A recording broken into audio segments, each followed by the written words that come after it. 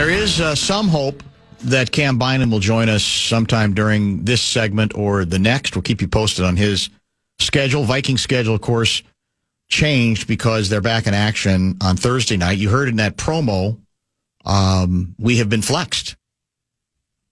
Interesting decision on which game was flexed, and I know a lot of this has to do with certain games being protected by the networks that have them. I wouldn't call the Colts like must-see TV at this point. No, not really. But that's the team.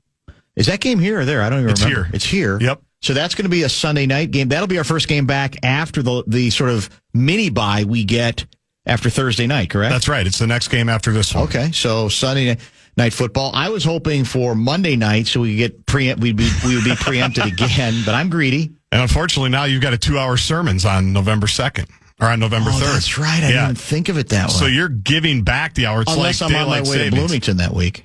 So one of these weeks, I don't even know if they're at home that week, but one of these weeks, I feel like I got shamed. There's a thing called game shaming, I guess. I got shamed by a lot of people via Twitter for not going to Bloomington. I don't know what you're waiting for. For the Indiana, who'd they play? They played Nebraska. And they humiliated them. I mean, I'm not saying it was 84-13 level humiliation. It was pretty close. But they're up.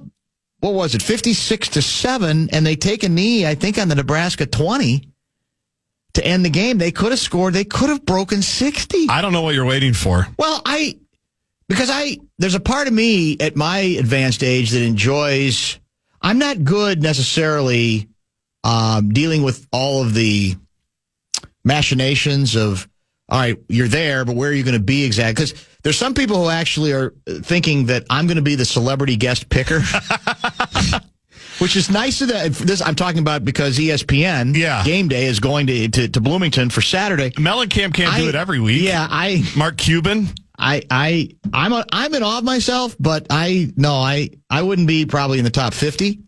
But I appreciate that people are thinking of me that way. The better possibility would be I go and I have a sign, a KFAN sign or something. That would be in the good. audience. That would be pretty cool. Yes. Now, are they doing it outside Memorial Stadium just like the Fox people did? I haven't seen. I would imagine they try to get a good backdrop of the campus or the stadium. Right. They could do it a million different places at Indiana, as you know. Correct. There's a lot of good spots. There are several. I don't know.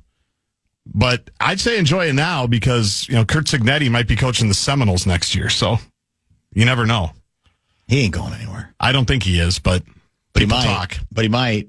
He might. That's the sad part. That's the lament of, Minnesotans can relate to that. It's the feeling that as soon as you think you got something special, there's a good chance that somebody else is going to figure that out too and steal you away because they have more resources, they have more money, they have more everything, right? And that's often indeed the way it goes. Bradshaw and Bryan KFAN text line is open, and that number, of course, is 64686. Plenty of Lynx coverage yet to come. We will be devoting a lot of attention to that. I'm putting this off a little bit because I want to stay on subject. I don't want to have to, dramatically change topics when we get Cam Bynum on this program. Let's go ahead and do another talking point. We were talking earlier about just how important Aaron Jones has become in very short order to this operation, and I don't think he did anything to disappoint. I mean, in other words, if the Vikings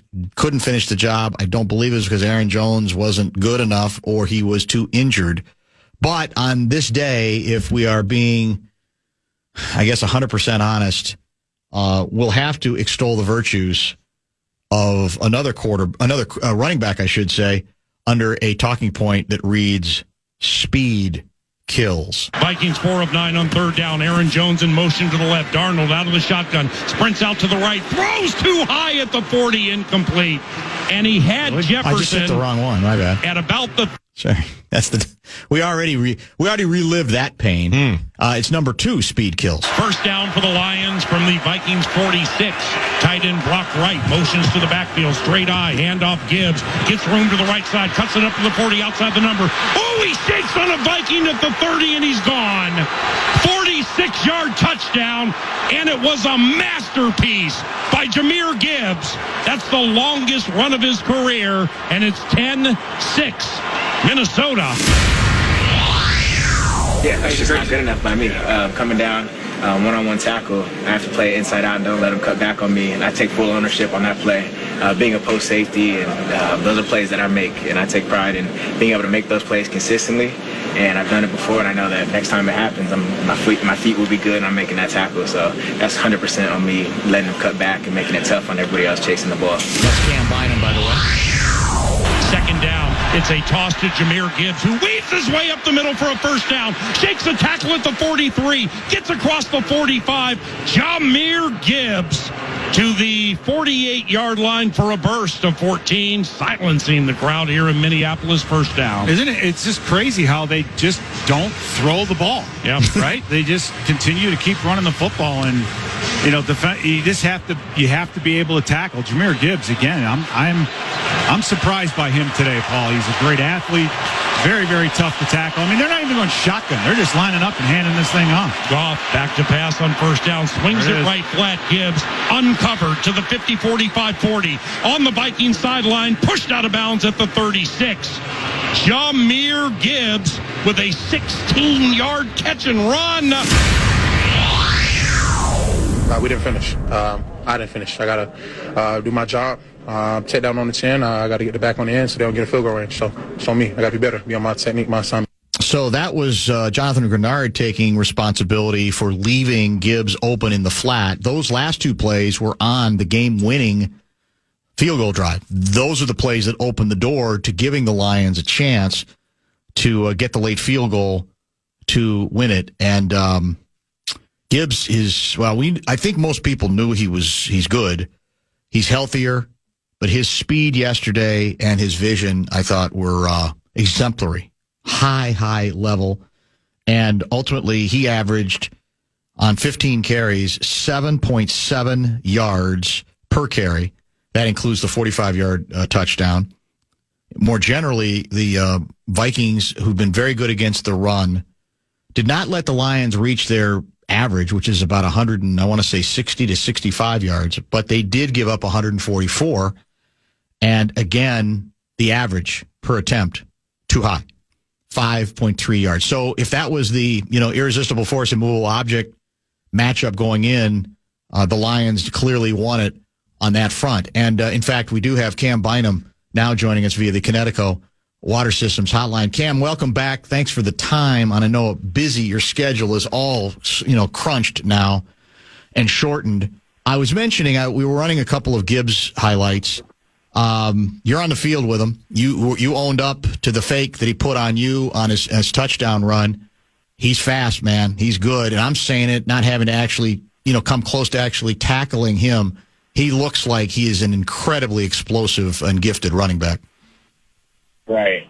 Yeah, he's for sure one of the tops in the league, and got to give credit where credit's due. And he has different speed to him, and we know as a defense, when we're playing against him, if we're not on point and everybody's not in their gaps doing just the little things right, it's a trickle-down effect just to let him get going. So whether it's little, small checkdowns or the big runs, we know that we need to contain him. So he's a really good back, and got to give him credit for what he did yesterday for sure. So on the play you talked about after the game, the touchdown run, what should you have done? You explained it then, but to our audience now, what are the rules, the tackling rules that govern you in that situation that you did not do? That's the toughest tackle in football, coming out of the post from 20 yards deep and having a runner with a two-way go, one-on-one. But what I'm taught in one of my best ways to tackle that would be to go inside out more. I kind of caught myself running too wide because he stretched it out wide, so I kind of ran sideways. Yep. But the best thing I could have done would to be run down and across more instead of running sideways, then down, and letting him cut back. But watching film throughout the week, I saw he wasn't much of a cutback runner. He normally stuttered and kept it on the outside, so that was the thought process going into it, but then my footwork got bad. So it was really, like I said, I own up to that for sure, being a mistake that I made with my angle on approaching him, and it made a good back look great on that play. And he was, I got to give credit to that, but at the end of the day, that's all a lack of technique on my end. And as a player, I have to look at that, watch the film, and I can get better from that for sure. I'm not really down about it. I'm just excited to get better. Well, we were talking also, we were playing a highlight of the plays that led up to the game-winning field goal. And that drive, the two key plays earlier, again, involved Gibbs. The second was a 16-yard pass catch in the flat. And then the one before that was a 14-yard run that kind of got the thing started. And you could hear Pete Bursich, the radio analyst on the Vikings radio network, say something to the effect of, man, they don't stop running. It doesn't matter the circumstances. The Lions keep running. And that does, I assume, pose an interesting challenge, or maybe a different challenge for you guys, because they are so committed, it feels like, start to finish to the run. It seems like so much of what they do is built off of that. They had explosive passing plays, but I feel like that's still what makes them pretty unique. There's not that many teams, I don't feel, who feel as confident and committed to the running game start to finish as the Lions. Yeah, that's always a thing that every head coach likes to stress, that we need to run the ball because the run game opens up a lot of things for an offense. So in their perspective, they have a really good O-line, one of the tops in the league also, and also good receivers. So being able for them to be able to marry the run and the pass game, and that sets up play action and really everything. It opens up the offense. So them in the crucial part of the game at the end, we knew that they didn't have to rush in the 2-minute drill because all they had to do was get in field goal range. Right. So we kind of expected the run, but on our end, we just had to be able to stop the run and not let those leaky 5-yard runs turn into 16 or 14 yard runs, like you said. But really, just knowing our situation and knowing the type of team that they are, they like to be perfectly balanced. That makes the game a lot tougher when they're having success in both things. So let me ask you about another play. I'm assuming you were on the field for this one, but I know you guys use different combinations. Late in the first half, they're facing a 3rd and 7 from your 8. And it looked like you guys were kind of guessing that they're going to throw in this situation. It looked to me like it was you were a little light on the line of scrimmage, and that was the play that, again, was a handoff that resulted in a touchdown handoff to Gibbs. What do you remember? Were you on the field for that play? What do you remember about that situation? Most situations, that's a pass down. Yep. And on film, that's pass. And a lot of situations just across the league, that's a known passing down. 3rd and 8 in the red zone. You don't want to run it because then it could be not so manageable 4th down if you want to go for it. But also, you don't want to settle for just a field goal. So you want to be able to score, especially being on the 8-yard line. You want to be able to score on that play. So we had a lot more DBs on the field than we did linemen. So it really opened up the run, and it's something unorthodox that most teams do on 3rd and 8. But like I said, credit to them for exploiting the fact that we had less size on the field at that point. You had, though, a great defensive play with the scoop, the punch out, the fumble, and the scoop and score to go ahead. What do you remember from your vantage point, what you saw in that play, and how good did you feel about the team's situation at that point? I for sure thought that was a play that would spark, which obviously it did because it gave us a score and put us up. But I thought after that we were for sure going to be able to hold the game, and that's what we expect as a team. And but really having that big play and seeing that happen with just having the ups and the downs of that game, starting up early, being ahead, then going down, then finishing, getting back up on top, but not being able to hold the lead. Just seeing the flows of the game was really, really cool. It's just good football. But at the end of the day, we wanted to keep it. But those are the type of plays that we pride ourselves on defense, having to make and counting on ourselves to be able to make those type of plays every single week. I get that to a certain extent. You were saying after the game, you guys mainly were not surprised by what the Lions did. It was a matter of execution. Gibbs is good, and I thought, again, Goff is an easy guy, I think, as a QB to sort of underrate because he's not physically imposing guy. He's not really very athletic compared to some guys. but it seems to me he's become very accurate and very precise at running what the Lions want him to run. What did you see from him, and what challenges did he ultimately, I think, show you guys? Yeah, really the main thing about it is really playing a whole team offense. Going against him, they do things to put him in an easy position, put the receivers in position to make plays, and so it really makes him not have to go outside of himself. So that's where I would say the accuracy and everything, I for sure give him a lot of credit. But when you look at it, the offense puts him in a really good position to really have easy games. Just looking at the type of throws they make, it's a lot of stuff that's inside the numbers, and really just having the type of guys that they have, it makes it easier for them. So they have a really good system and a really good quarterback in Jared Goff leading it too. Vikings safety Cam Bynum kind enough to join us as the Vikings prepare for Rams on Thursday. Is it fair to say you wouldn't be surprised if you guys end up seeing each other, these two teams see each other, not one more time, but two more times, including in the postseason? Yeah, that's really what we expect at this point. And honestly, that's what we want. Really, the history that we've had with this team in the past few years of them really having our number so far, we want to be able to wipe that out. It'd be exciting to be able to see them in the playoffs and just take that challenge again. We know we're going to see them in early January, in the late season, and that's going to be another dogfight going to their place. So we're going to be prepared for that to bounce back from the performance yesterday. But it'll be even cooler if we get to see them in the playoffs and be able to do what we can do there.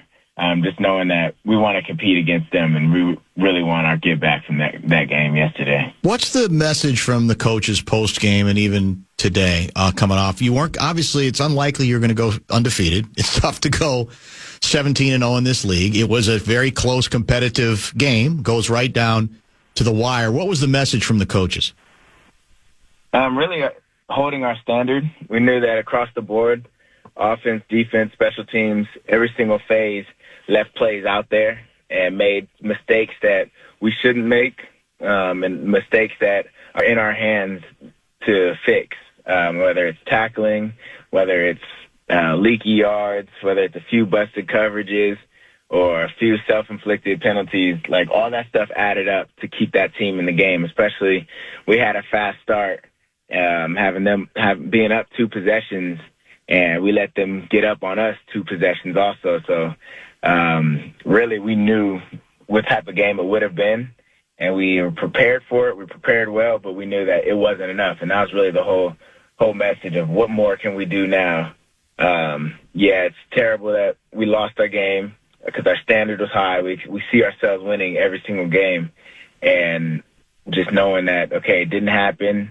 Now what are we going to do? We're going to sit here and be sad, or we're going to look ourselves in the mirror and be able to fix exactly the things that we need to and get right back in the lab. It sounds like KOC was ready, if you guys hadn't had that penalty at the very end of the game to put the team back 5 more yards after the one completion, that he was ready to take a shot at a 68-yard field goal. Given how good your kicker has been, would you have liked to seen that? At least see him try it? Yeah, for sure. I would trust Will to make that. He's shown that he can really he's literally shown he can make every single kick because he hasn't missed yet in the NFL. So just showing how impressive he is. And 68, that wouldn't be that'd be possible for him. I think he can for sure hit that, especially an indoor stadium with the adrenaline going. I trust Will to kick that. So that would have been a cool scenario if we were able to. But like we said, execution made us not be able to get that. So we just got to move on from it. It's another reason I feel sorry for you guys who play defense, because it's become a league where it's just not insane to think about a 65 or 68-yard field goal. In other words, you can stop a team at your own 40 and still have to worry about the possibility, now maybe even probability, that the other team's going to get 3 points. Right. It's crazy. Like, the evolution of a 50-yard field goal 10 years ago would be world-changing, but now that's almost a routine thing, and you're expected to make those. So 60-plus yarders are really becoming. It's almost like what Steph Curry did to the NBA. You're right. Now everybody's shooting 3-pointers from deep, and it's changed the game, and now everybody's scoring more points. It's kind of what the NFL is. So us on defense, we have to be even more locked in to not get teams to midfield, and that's a small margin of error, but it's possible. Last item for you today. I mentioned you've got the Rams on Thursday. I assume the other part of the message is, look, it's going to be hard to go undefeated, but what you don't want to do is to get a losing streak going, right? So the idea here is come back immediately, establish once again who you are and control. What are you thinking about early related to the Rams and their quarterback? We know that they have really good weapons across the board with their receivers, especially with Cooper Kupp coming back, and a really experienced and still really good quarterback in Stafford. So we know it's going to be another challenge, but we know we're up for it, and we know with the short week, and especially us coming off a loss, we're even more excited to get back on that field and be able to play, just to get that nasty taste out of our mouths of losing a game we know we could have had. Cam, thanks for the time. Safe travels to Los Angeles for the Thursday nighter. We'll chat next week. Yes, sir. Thank you. Thanks, sir. That is Vikings safety Cam Bynum, who joins us weekly, owning up to his missed tackle. That became kind of one of those viral moments where if you're a defensive back, you're going to be seen oft and early. And he mentioned he was not at all pleased with the way he let Gibbs feint him in a very difficult open field sort of situation. We'll pause here. I mentioned Ben Lieber is scheduled to join us in about 1/2 hour. We'll come back and explain precisely why the WNBA, the Women's National Basketball Association, had an absolutely dreadful night last night. Get ready to laugh until you cry. Nick Swartzen, our guy, the hilarious star of Reno 911 and Grandma's Boy, is bringing his side-splitting stand-up to the State Theater. It's on January 10th. Don't miss your chance to hear his outrageous stories and unforgettable jokes live, and tickets are on sale now. You can get all the details at KFAN.com, keyword calendar. And, by the way, cash keyword, 2 Men in the Junk Truck, National Cash Contest is Bills. For the 4 o'clock hour, go to KFAN.com and enter the keyword Bills. Game 5 last night, WNBA Finals. We have, of course, a very vested interest in how that ended. And that, I think, makes it hard for lots of people to be harder to be objective. I will tell you, for the folks out there who are pretending that last night represented the WNBA at its best, they're all delusional. They're all trying too hard. They're attempting to socially engineer. Competitive series? 100%. Maybe one of the most competitive series in the history of the WNBA Finals? Yes. The play itself? Hideous. Let's just be honest about it. It was awful, especially in the second half. There's a viral bit of video going around and probably being used for the wrong reason, in which the succession was on both sides of the court. Air ball, turnover. I think, who's our point guard? Well, which one? Courtney Williams? Courtney Williams. Yeah. I think the last turnover was her trying to grab a ball before going out of bounds. That was been bad. Passed badly in a bad spot. After they got a stop. That's it. Yeah, that was bad. Bad play. You can do two things at the same time. You can celebrate the coming out nature of this season for the WNBA and the fact that they had two at the top very evenly matched teams. And to that extent, in terms of popularity, bump, celebrate. Wonderful. You can believe all of that because I think it's true. That shouldn't prevent you from saying that was one badly played game, and that's not all that helpful when it's at the end. Now, that's not unprecedented. That has happened a couple of NBA finals that I recall. But by any measurable standard, stop pretending that this was some great game. It was a close game. It was not a great game. The play was horrible. The officiating was horrible. And I would argue, leaving aside any one call, which we'll get to, what the officiating laid out last night was the limits of the notion that too many in our audience believe. Let them play. We're not here to see the Zebras blow the whistle. Let them play. Well, boys and girls, those of you who believe in that nonsense, that's exactly what you saw. Did you like it? They let them play. They let them play to the point where people were killing each other, and whatever chance there was for either team to establish offensive flow, there was none. Because I think pretty much for stretches of the game, nothing was called until you could argue way too much was called late. It's that inconsistency that gets people going. How else was it horrible? A commissioner of the league wearing New York, New York on her body. It's an onion moment. It's almost, you go, no. Was that like for a Saturday Night Live bit going into the game, they were trying to have fun with it? No, she did. She wore it. Now, does that mean it was fixed? Not the point. Just a bad, bad look. In fact, following up on that, there was a tweet of the commissioner in a photo with the trophy, presenting it to the Liberty, and the headline was something to the effect of WNBA title where it belongs. Right, from the WNBA account. From the WNBA account, which, by the way, they took down. Since deleted. Because they're going, what does that mean? It belongs wherever the team that wins it, whoever that team might be. What do you mean it belongs in New York? Are you trying to add fuel to the conspiracy fire? You had other ways in which it was a bad night for the WNBA. A winning coach on camera, wired for sound until ESPN tried to cut it, calling for embellishment in her huddle. Literally, if you get fouled, embellish. Now, you can say, well, everybody knows it. It's usually said in a more palatable term. Don't sell it. Don't be afraid to sell it. But it was an awful look, particularly, ironically, the way the game ended.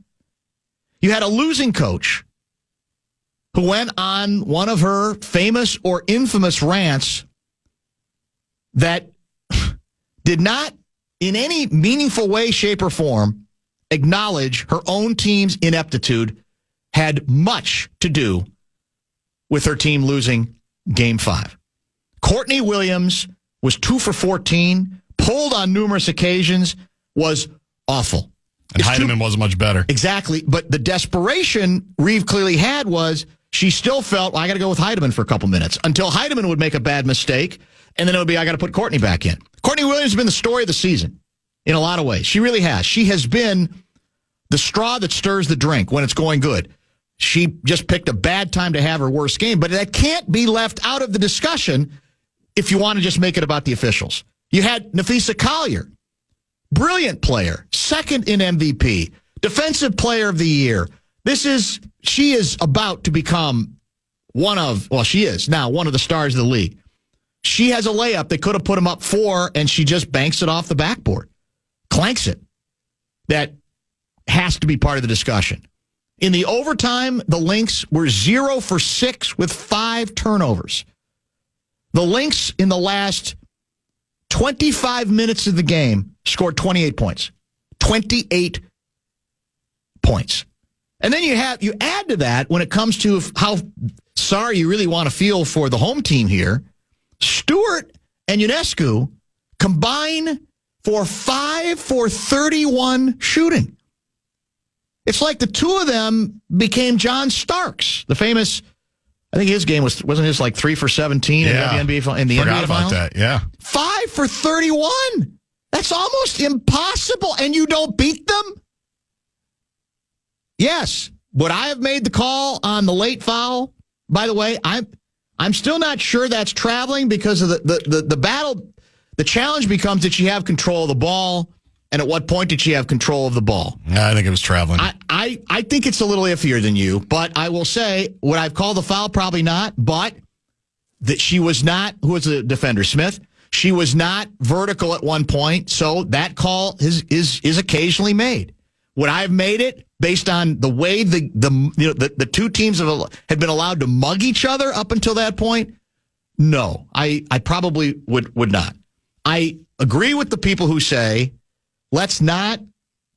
We got to, the way, I guess I learned this last night.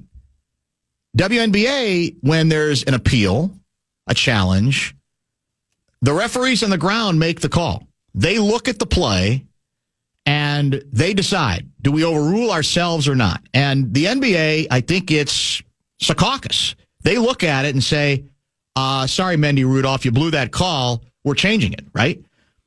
Reeve brought up in the postgame, that's the way you need a third party. I tend to agree with that, right? To a certain extent, though, that's a discussion for another day. And I'll go on. I'll add with Reeve. You're emotional in the moment. A lot of competitive people would be. You can bring up cheating, circumventing the cap, flying private. But when you bring it up after you lose, no matter how relevant or viable those are, most people aren't going to listen. And even the shot, it took them 28 years to get their first. Yeah. We were very close to getting our fifth. That's not a good look. I'm sorry. All the way. And so this is not me absolving the officiating, but I'm not going to be in the group that makes it simply about the officiating. You can't score 28 points in 25 minutes and not acknowledge that you had some responsibility, unfortunately, after a great season, for playing a really, really bad ball game. Really more specifically, a bad second half with everything on the line. The Lynx fingerprints were all over the way it ended up going for them, as frustrating as it might have been on that last call. Whether the call should have been made or not, there's no, by the way, guarantee. It would have been, because I don't think we really know who had possession. So my guess is it was going to be another jump ball. They were going to jump ball. Now, the good news is there would have been fewer seconds then on the clock, harder to get off a shot, whatever the case may be. But I will say, again, and it is sad in a way, because more globally, more cosmically, this has been a really important WNBA season on so many fronts. Not the least of which is the number of people relative to 10 years ago, 20 years ago, who are paying attention, right? Who care about the whole process. And that's progress. But you'd like to have seen it crowned here. The crowning moment should be a well-played Game 5. That was not close to being well-played. There's a difference. We've talked about this over and over again between a close game and a well-played game. And it was bad basketball, boys and girls. I'm sorry. That's not a sexist position. That's a basketball position, and we shouldn't be afraid to say it in the name again of, it's women's basketball, and we got to be careful we don't offend. And because to me, the most patronizing thing you could do is judge what you see on a different standard, because different people are indeed playing it. Time now for the Vikings Report on the Fan, presented by Miller Lite. Vikings safety Cam Bynum joins Barrero next after this from Miller Lite. Hi, we are back finally. There's going to be a shorty as we prepare for Nacho Lieber, get his reaction to the Vikings loss to the Lions and how he looks now at the National Football Conference North. We got one individual who's bitter. He thinks I'm trying too hard to adhere to my centrist label as it pertains to exploring and analyzing Game 5 last night. Let me make this clear, and maybe he'll not believe any longer that I'm a centrist on this issue. The individuals most responsible for the Minnesota Lynx losing Game 5 play for the Minnesota Lynx. Period. Full stop. End of story. There is too much, and we laid it all out. Doesn't make them a bad team, by the way. Doesn't mean that the head coach should be gone. They've had a wonderful season. But that's as uncentrist as I can get. He wants me to say what I'm not prepared to say, that the referees cost him the game. I'm sorry. And what bugs me about the larger issue about officiating in general in the WNBA, because we're hearing a lot of that now, all of that might be true and philosophically speaking worth talking about. but that should be discussed all along. And so for me to reduce everything to distill everything that took place yesterday at the moment of truth on a night where the Lynx in the second half played dreadfully, I'm not going to do. I know that's what you want from me, but that's not me trying to be centrist. That's actually me trying to be the opposite of centrist. Now, I didn't like the way the game was officiated, but did you check the free throw disparity in Game 4? Did you? I mean, how many people out there checked it? Was it 11? It's 20-9. Not as pronounced, but still pronounced. The foul that led to the free throws that won the game, I think that was a shaky call. I didn't lose my mind over it, but I have to tell you, again, the way the game had been officiated, I'm not going to name any names. I've talked to a couple basketball sources before Game 5 that said, "Oh man, that's a good break. You don't not accept it, but I'm not sure about that call." My point is, we can always play this game and remember the times, as we've talked about with the Vikings and Wolves and the Wild ad nauseum, where we got screwed. But you can't have this discussion in any sort of meaningful, professional way if you are going to dismiss the occasions where it looked like the other team might have been you might have been the beneficiary of some calls that you might otherwise get. I cannot. You maybe feel differently because you and I are different on officiating, I think. Yeah. But I can't even come close to blaming that loss on the officials, laying out exactly the way the second half of that game played out. What you didn't, I know you could say it should have ended in regulation. The chance to go up 4, you did absolutely nothing. That was about as bad an overtime period as you can get. In all seriousness, you can't play anymore badly. And I'm not here to hammer the team, but I will if I have to, because I'm just not going to play the officiating game. We don't have a ton of time, so got to break with Lieber. But I'll say what I think led, though, and you led with this a little while ago. Part of the reason the game was so ugly is because I think the officials just let them do whatever they wanted. Yes. I think the style of play that we saw yesterday. But I think that affected both teams over the course of the game. But that's where, to me, that almost, I'm trying to figure out the best way to say this. Both teams played horribly because of how the officials let the thing just go. But the Lynx in the second half, look at the numbers, played far more horribly. Well, they didn't go to the line as much, which leads into what they're saying. Yeah. So are you in the camp that says the officials lost the game? Well, at the moment of truth, after all of this stuff happens, and I said it at the time when Collier missed that layup, I said that's going to haunt her forever if they don't win this game. What I don't like is she thought she was fouled and we got no replays of it. That's the other problem with the night that I had. I felt like we got no replays of anything. And that's not into the conspiracy, although the dress thing is funny. I never felt like we got a second look at a lot of different things to even know. So now I'm just assuming that Collier got fouled because she said she was. Right. But at the moment of truth, after they've been beating the hell out of each other for the entire series, it is a callable foul. I think it's a call. I wouldn't have called it, but I think it is a callable foul. After multiple I get that. travels. But we're looking at, again, we're okay. Yeah, we'll just definitely agree. I don't even know if we're disagreeing totally, but we're disagreeing enough. I can't in good conscience. See, I feel like I'm giving the audience what they want if I say, yeah, no chance. It was a night that was willed for the Liberty to win it. That leaves out so much. It does. The end of Game 4 included. But why did the Liberty deserve it? They played horribly too. I didn't say they deserve it, but somebody's got to win, right? I'm just not his. I can't, after a team plays that way, turns the ball over as often as the Lynx did, I'm not going to just make that about one play at the end of the game. I can't. I feel like I'll be maybe more popular because that's what people who are Lynx fans Minnesota fans want to believe. I can't go there. Well, one thing I will say is, even though Ionescu played terribly, shooting the ball well, the Lynx have a point guard problem, I think.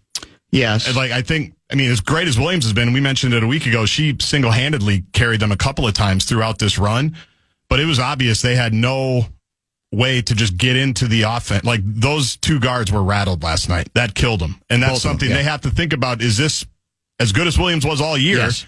And she's a popular player.